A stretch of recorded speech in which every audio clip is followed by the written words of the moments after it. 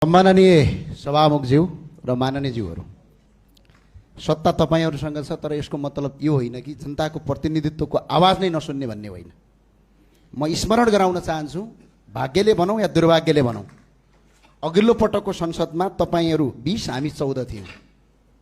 त्यतिखेर प्रधानमन्त्री उपस्थित नहुँदा हामीले यसरी नै संसदै बन्द गरेका थियौँ, रिबन पनि बानेका थियौँ।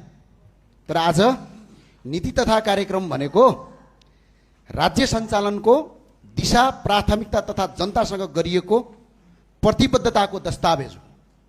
यो चाहिँ प्रधानमन्त्री नै आउनुपर्ने हो। र अर्को कुरा के हो भने नीति तथा कार्यक्रम भविष्य निर्माण गर्ने मार्गचित्र हो। यो जनताको सरकार हो भने जनताको उत्तरदायित्व संसदबाट खोजिन्छ, रत्न पार्कबाट होइन। र यो सिर्फ हाम्रो मुद्दा होइन, यो हाम्रो मात्र मुद्दा होइन। सम्माननीय सभामुखज्यू, यो सम्माननीय सभामुखज्यूको अस्तित्वमाथिको पनि प्रश्न हो। किनभने देशको प्रधानमन्त्री आज रासपाकै सत्तापक्षकै 181 जना सांसदहरूको अस्तित्वको कुरा पनि हो।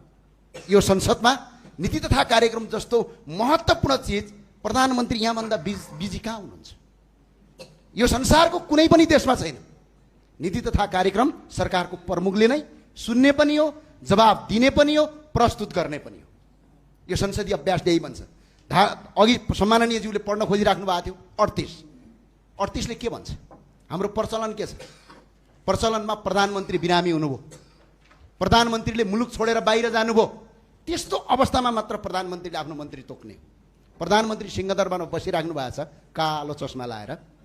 यहाँ संसदमा पुरै तपाईको हामीले जवाफ खोजिरहेका छौँ कि त उहाँले भन्न सक्नुपर्छ उहाँ संसदबाट निर्वाचित प्रधानमन्त्री होइन, नेपालको संसदको सदस्य होइन भनेर उहाँले भन्न सक्नुभयो भने होइन भने यो सिर्फ हामी प्रतिपक्षको मुद्दा होइन। यो राष्ट्रिय स्वतन्त्र पार्टीबाट विजय प्राप्त गरेका 181 जना सांसदहरूको अस्तित्वमाथिको पनि प्रश्न हो।